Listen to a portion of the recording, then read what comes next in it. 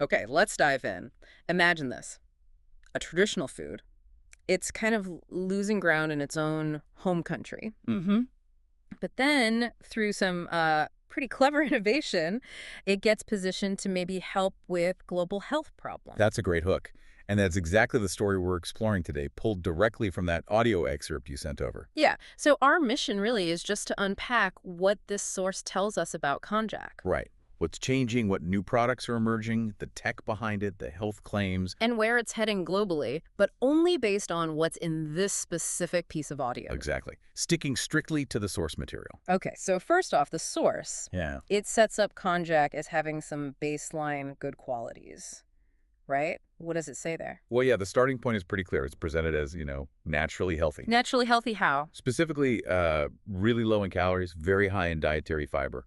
And the source also flags it as having no sugar and being low carb. Okay, so it ticks a lot of modern boxes. Right. But then there's this twist the source brings up. Right. The paradox. Yeah, this seemingly great food is actually less popular in Japan now. That's what the source indicates. Yeah. It mentions consumption is actually decreasing there. It Wow. chalks it up to changes in food culture. Yeah. It's just not the everyday thing it might have once been for some people.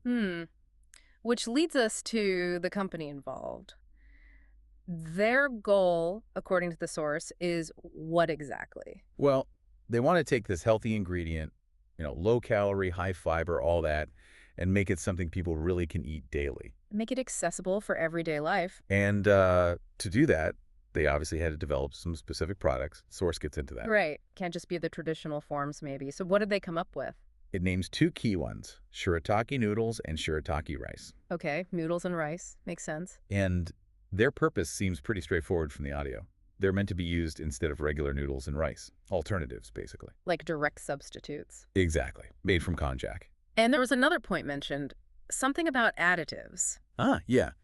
It highlights that these products are made mutinka, Which means... additive-free. That's a specific claim made in the source. Okay, but konjac, traditionally, it has some hurdles, doesn't it? Especially for people maybe not used to it. That seems to be the core problem they tackled.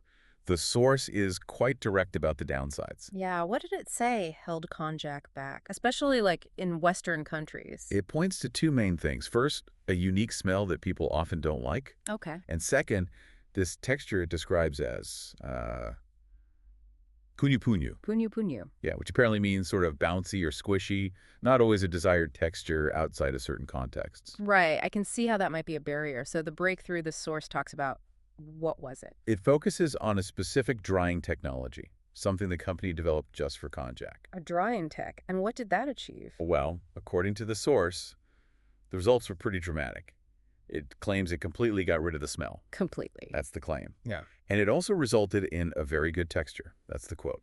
Okay, so addressing both key issues. And the source emphasizes something about this technology itself, right? It does. It stresses that it was developed solely by this company. It mentions the name Three Foods here. Uh-huh. And crucially, that it doesn't rely on additives or any substances considered bad for you. So presented as their own unique, clean innovation. Pretty much, yeah. That's how the source frames it. And improving the product like that, it opens the door to talk about health impacts more broadly, which the source also touches on. Right. It lists out several health benefits linked to these konjac products. Okay, like what? Well, first it mentions general detox effects associated with konjac. Detox. Yeah. Okay, anything more specific? Yeah, for the konjac rice in particular, it's mentioned as being good for dieting. Makes sense, given the low calories. And then there's another significant claim in the source that the konjac rice also helps quite a bit with constipation. Right, the fiber aspect, presumably. So detox, dieting support, and constipation relief. Got it. So they've got this improved product thanks to the tech. Where are they actually selling it? What's the reach? Well, the source tells us they're definitely operating beyond Japan now. People are eating these products in various countries. Starting where, mainly? It seems the initial push was largely in Asia. Okay. Do we get a sense of scale? We do, actually.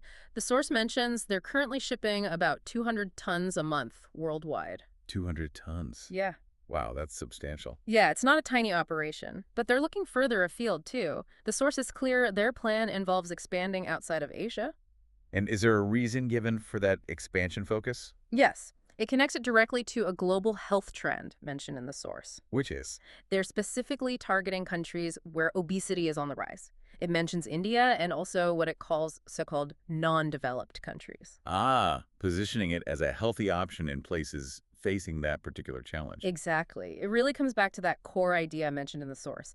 These are substitute products, Substitutes for staples like rice and noodles. right, offering a healthier alternative, especially in those target markets. Okay, so pulling it all together just from your source material, Yeah. we've got konjac, inherently healthy but facing decline in Japan. Hmm. Then this unique drying technology comes along from this company. Three foods tackling the smell and that punyu-punyu texture, Right, the big barriers. leading to specific products like shirataki noodles and rice claimed to be additive-free. Then the health benefits mentioned: detox, dieting help, constipation improvement. And now they're shipping 200 tons a month, mainly in Asia, Uh-huh. but with a clear plan to expand globally, especially focusing on areas with rising obesity rates. Yeah, I mean, what this deep dive really shows, based purely on the source you gave us, is how innovation can kind of breathe new life into a traditional ingredient. Totally. They tackled the things holding it back, making this low-cal, high-fiber food potentially much more appealing and useful on a global scale, addressing modern health worries. Which leaves us, and you, the listener, with a pretty interesting thought, doesn't it? Considering the source's claims about completely fixing the smell and texture issues with their unique tech, Uh-huh. and the fact they're already shipping 200 tons a month, how much could an ingredient, one that was apparently fading a bit in its homeland, really start to change global eating habits? Especially when they're deliberately aiming at places like India and other regions the source mentioned dealing with increased obesity. Exactly. Could this be more than just a niche health food? Could it actually reshape diets on a larger scale? That's the question the source material leaves us pondering.